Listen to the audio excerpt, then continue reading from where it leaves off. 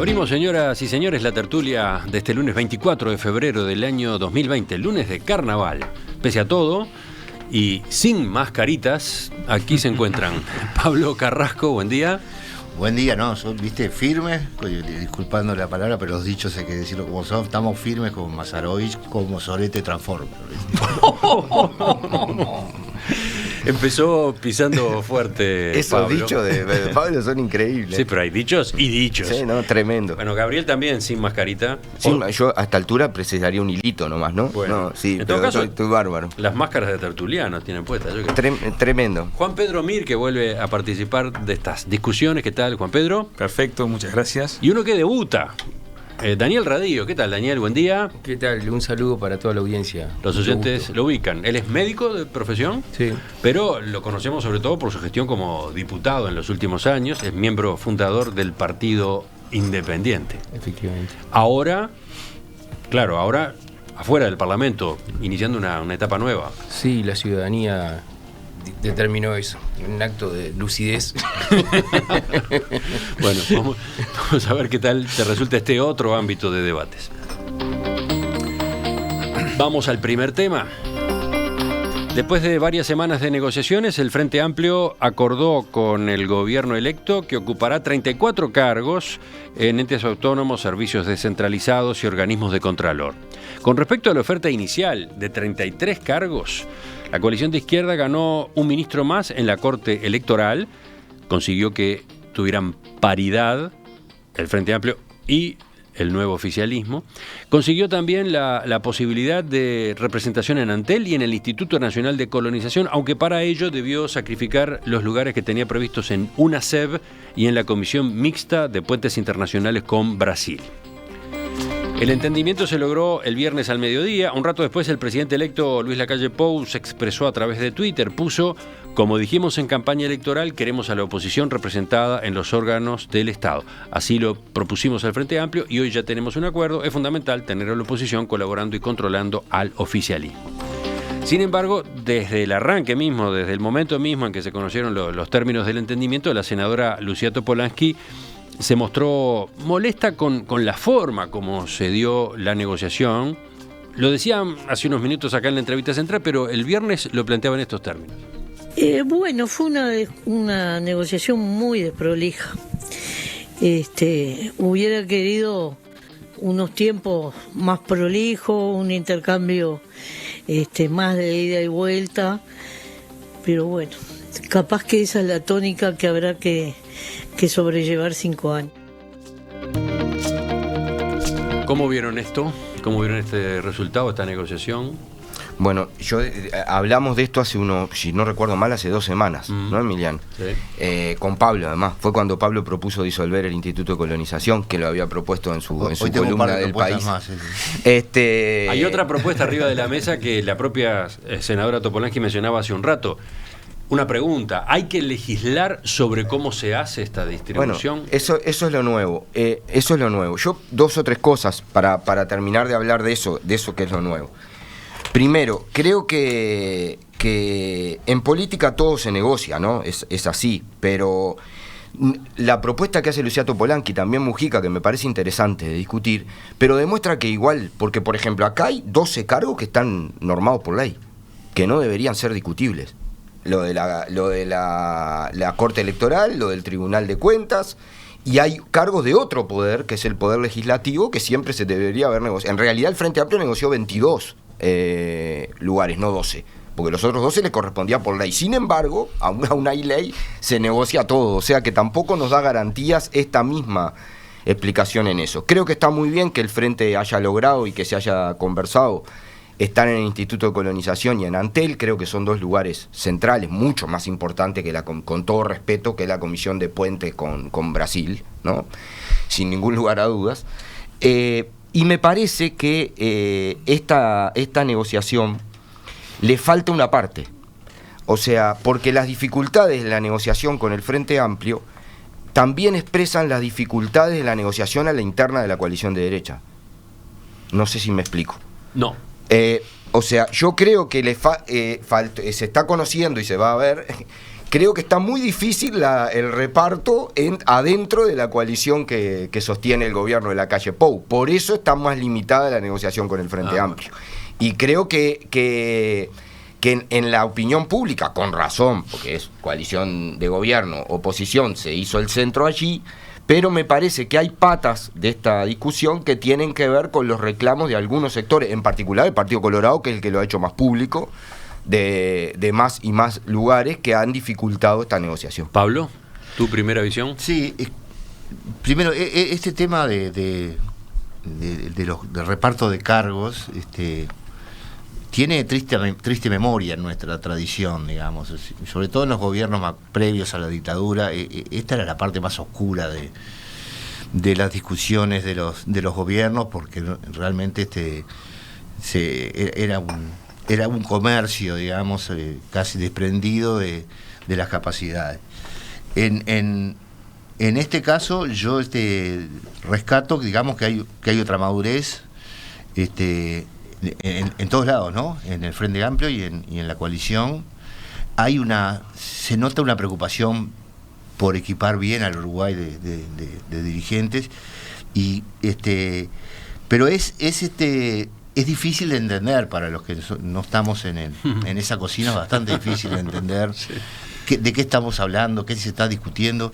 Yo, por ejemplo, bueno, por suerte está Daniel, capaz que me desasna, pero estas comisiones administradoras del Parlamento no sé bien qué hacen ni por qué son tan importantes, por qué no se están peleando por eso. Yo diría que es la que compra el café, pero no, se ve que hay algo ahí que es mucho más importante. Estás aludiendo que en la lista figuraban secretarías cargos en las secretarías. Exacto. De diputados, Senado y comisión administrativa, ¿no? Exactamente. Y en cuanto a lo de la ansiedad, que recién hablabas con la senadora Topolanqui, ella planteaba, ella veía una ansiedad y la desprolijidad. Bueno, tal vez es un costo, pero para mí salir de este tema medio rápido y volverlo una anécdota la semana que viene tiene también su valor en empezar a dar un mensaje de que el primer día es el primer día de trabajo y que se van a concretar cosas. Entonces, esto es verdad lo que decía Gabriel, hay muchos cargos que estaban dados de antes, y ahí me parece que lo de la ley no sé a qué refiere. Si vos le sacás esos cargos que ya están legislados, ¿qué te queda afuera? Porque... No, lo que decía la senadora Topolanqui es que podría establecerse en una ley los criterios de distribución de los cargos en todos estos organismos. Por ejemplo, entes autónomos, servicios descentralizados, comisiones binacionales, ¿no? Sí, esas comisiones binacionales yo las pondría por sorteo, ¿no? Porque son sacar el 5 de oro, pero después la gente se sienta a la orilla del río a ver que siga corriendo hacia el Río de la Plata. Lo demás, eso no es política exterior, digamos, en eso yo no compré lo que dijo Lucía Topolanqui, ¿no? No, pero lo señalaba porque ella misma historiaba, y creo que fue muy gráfico el recuento, sí. Cómo desde que se volvió a la democracia hasta ahora, cada gobierno, podría decirse que utilizó criterios distintos, ¿no? Y la aritmética no ha sido la regla, ni mucho menos. No. Ni mucho menos. Porque, bueno, hubo de todo, ¿no? Hubo periodos en los que la oposición tuvo representación en los directorios de empresas públicas, periodos en los que no tuvo, periodos que tuvo en algunos sí y en otros no. Bueno, hay de todo. Entonces, una posibilidad sería resolver esto de ahora en adelante con una ley que dijera, se distribuye así. Y se distribuye según los votos, o no sé. Pero es una posibilidad, no sé. Juan Pedro, ¿tú cómo lo ves? No, yo dos cosas. En principio no creo que se resuelva por medio de la ley. Creo que es interesante que a nivel de partidos políticos, con la legitimidad, nosotros creo que nunca terminamos de valorar lo importante de un sistema de partidos como el que tenemos. Y creo que los partidos se sienten y negocien y establezcan criterios de acuerdos para 5 años, me parece muy importante. Lo que como ciudadano sí me preocupa es el contenido, ¿no? A quiénes van a poner después en los entes. Correcto. Y como decía recién Pablo, decía Pablo. ¿Cómo le dijiste? ¿Blanco? No sé. El blanco de... No, como Está decía, bien igual, está bien. Eso me embellece. que diga, bueno. No quería entrar en esa discusión, pero me parece que como ciudadano, aquella historia de que el cargo en el ente era el premio Consuelo, creo que para el Uruguay de hoy, el Uruguay que está planteando ajustes importantes, que tiene que optimizar sus recursos al máximo, hoy me preguntaría si muchos de estos cargos no pueden ser de cargos de carrera, me preguntaría, claro. Me daría un paso más. Y me preocupa mucho quiénes vayan. Y me pregunto más, ¿es necesario que un delegado de un partido político esté en el seno de un ente autónomo para controlar? ¿No existe en nuestro sistema democrático, no existe un tribunal de cuentas al cual sin duda habría que darle otro sentido y otro valor? Sí me parece importante estar en los órganos de contralor, pero en los entes que son un brazo político o un aspecto político del gobierno de turno. Me lo pregunto. Y después me pregunto si el propio valor del ente autónomo, tal cual lo concibe Uruguay, nació en el siglo XX, es el camino. Pero me parece bien y me pregunto sobre todo el contenido. ¿Quiénes van a ir?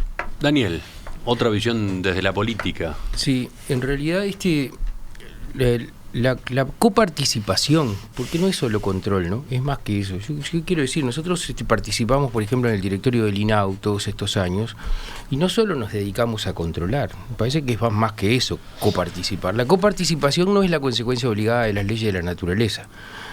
Es una decisión que este país hizo suya hace muchos años. A principios del siglo XX, la guerra no fue por civilización contra barbarie, fue por coparticipación versus exclusivismo. Y yo creo que eso el Uruguay lo resolvió bastante bien durante mucho tiempo. El problema es que cuando aparece una tercer fuerza política, y el Uruguay queda 2,5 en principio, no teníamos 3 partidos divididos, no se resolvía. Yo recuerdo en el primer gobierno de regreso a la democracia hubo una escasísima participación de encargos del Frente Amplio, que efectivamente la tuvo, y luego se decidió dejarle afuera. Y eso se repitió durante todos los gobiernos, y cuando gana el Frente Amplio se repite nuevamente en la primera instancia.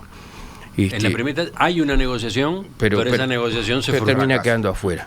En esto hay que hacerle un reconocimiento, me parece histórico, al gobierno de Mujica. Yo que he sido muy crítico con el gobierno de Mujica, que entre paréntesis me llama la atención que alguien tan cercano a Mujica califique algo de desprolijo, ¿no? Si algo hubo desprolijo en este país fue el gobierno de Mujica, ¿no? Pero estás aludiendo a la expresión que utilizó Lucía Topolansky. Sí, claro.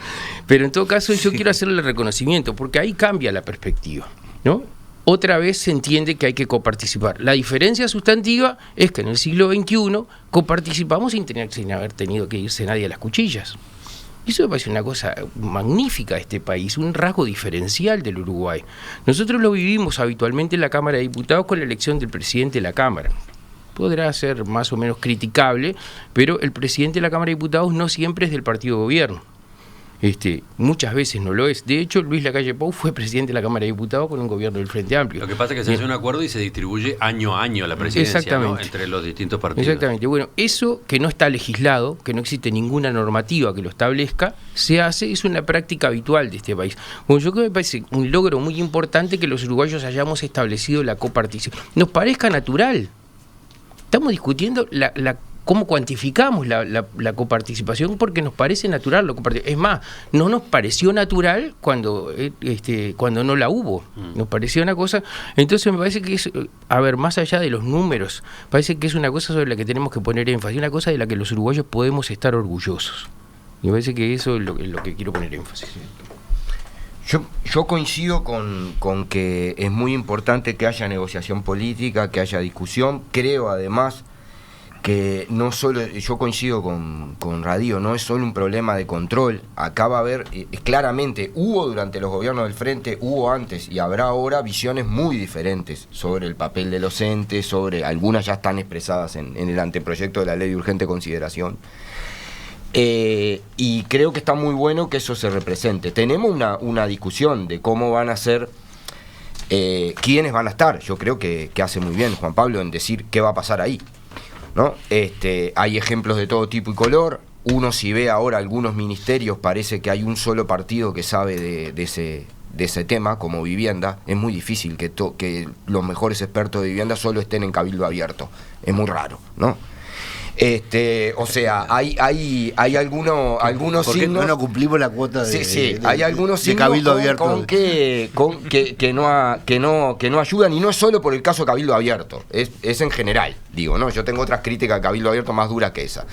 Pero me parece que el desafío va a ser luego, y por eso digo que acá... Bueno, es que ahora viene una segunda parte de la negociación, como mencionaba recién la senadora Claro, que Tobolaki, los nombres que se van a proponer... que es cómo se votan los nombres de uno y otro sector a la hora de las veñas en el Senado, ¿no? Claramente. Recuerden, para los entes autónomos, servicios centralizados, el Poder Ejecutivo tiene que enviar al Senado los pedidos de venia, y estos, para ser aprobados, requieren 3/5 del total de componentes del cuerpo, y eso es 19. Se necesitan 19 senadores que la coalición multicolor no tiene. Falta uno. Tiene 18. Pero por eso obliga a acuerdos políticos amplios, es la verdad. Todo obliga a acuerdos políticos amplios. Eso per se no está mal, Está bien que haya eso. Anoto esto por dos razones. Primero, agregado a lo que decía recién Daniel Radío, que es sano que veamos a los partidos negociando, etcétera. De algún modo están obligados a negociar, porque si no negocian, ¿no? Si esto se resuelve de un plumazo con el criterio, no sé, del Poder Ejecutivo, esta votación por 3/5 no sale.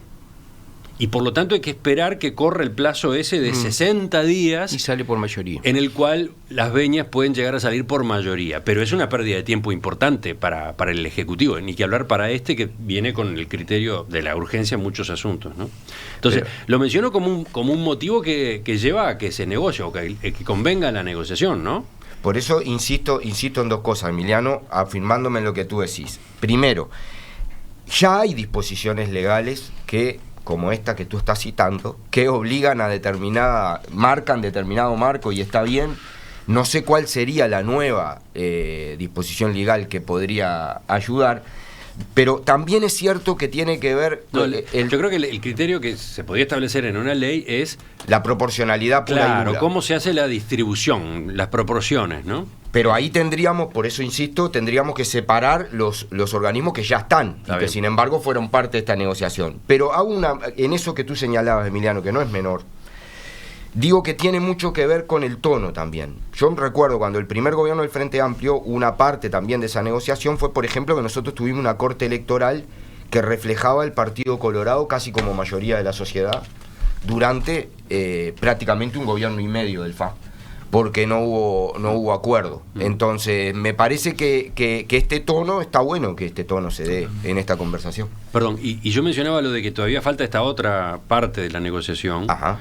Porque no es menor, ¿no? No. ¿La coalición multicolor acepta todos los nombres que proponga el Frente Amplio? ¿El Frente Amplio acepta todos los nombres que proponga la coalición multicolor? Esto hay que charlarlo. Pero solo para aquellos que hay 3/5. Exacto, sí, porque si no la votación no sale, ¿no? Esto lo van a tener que acordar. Sí, obviamente. Por eso creo que la ley está funcionando, que está apretando. Pero después que esté acordado, se vota, ¿no? A ver, pues después que hay un acuerdo, Yo lo que no creo que va a pasar algo de, vamos a votar primero los míos y todos juntos, porque no, capaz que te voto los tuyos y después no, esas cosas no funcionan así. Porque hay un acuerdo, se vota. Esas cosas me parece que en el Parlamento funciona así, ¿no? El tema de la distribución por ley... Sí, pero desde el gobierno electo se ha marcado en estos días que van a considerar los nombres que vengan del Frente Amplio. Hay que acordar.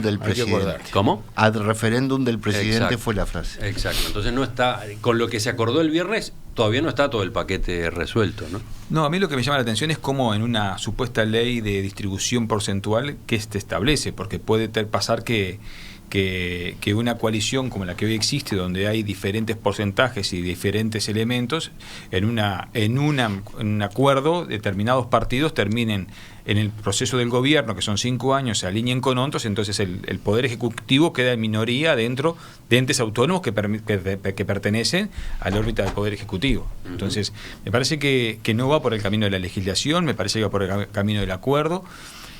También como me parece muy bueno los acuerdos, pero también la discusión y entender que hay un gobierno que el anterior ganó el Frente Amplio, en este ganó otro gobierno, y que tiene que tener la derecha a la hora de establecer criterios. Me parece que más allá del caso puntual,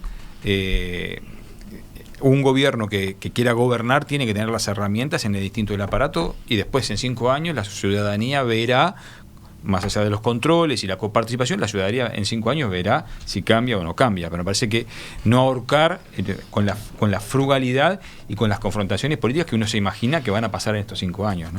Yo veo una contradicción, digamos, que recién escuchábamos a Lucía Topolansky hablar de que esto es política y no más política y menos numeritos, ¿no? Creo que fue la frase que dijo, y yo puedo estar de acuerdo, pero eso me parece que se da de bruces con una ley que termina en numeritos, porque ¿qué va a decir la ley? A los mejores, eso no es una ley, para decir, bueno, en proporción a los votos de este organismo, y ahí te das por tierra la política que está reclamando Lucía Topolansky. Lo otro que yo creo que podemos estar en falta es que, según entiendo, el nuevo gobierno quiere fortalecer mucho la UNACEP y todos estos organismos de control sobre las empresas, sobre las empresas públicas, como decía. No, la UNACEP no es control. No, la URSEC, la URSEA. Yo no doy abasto con las siglas, así que si me ayudan les hay un glosario. Sí, que es un poco lo que tú decías, ¿no? Hay controles sobre controles, digamos, y eso funciona. Ahora, si esas controllers son tan importantes, capaz que también deberían estar, incluido como si fuera la Corte Electoral, digamos. Es decir, que si cambia la importancia de una comisión, también es un tema a discutir quién lo va a integrar, porque entonces a mí me da más tranquilidad que haya alguien de la oposición. A mí siempre yo estoy del lado del mercado, y el mercado en política es la oposición opinando que ese es el voto más auténtico que hay. Entonces esos dos temas me parece que son importantes. ¿Algo más, Daniel? En la misma medida que Topolansky dice eso, más política y menos numeritos, asume que es opinable, ¿no? Porque claro, si es política es opinable, y entonces nadie puede decir, me hubieran tocado 39, 36, 36, es opinable. Es verdad que la normativa, lo que vos decís, la observación que vos hacés en el sentido de que la normativa condiciona la negociación, está bueno, y tal vez se pueda avanzar en eso. Más que eso no creo que uno pueda establecer una tabla de reparto. No me parece que sea posible. Pablo, a propósito de tu reporte de lluvias y el panorama que dabas de dónde estaba o no faltando agua, llegan algunos aportes de los oyentes. En Canelones también falta agua. Sí, se nos seca el Tajamar, y va con foto incluido el mensaje de Rodrigo. Sí, efectivamente, ese Tajamar está muy triste. Y después está el mensaje que manda Mónica. En el norte de Rocha no llovió nada. Esa es otra de las realidades. Completamente verdad. Ya seguimos, ya volvemos a esta tertulia de lunes de carnaval.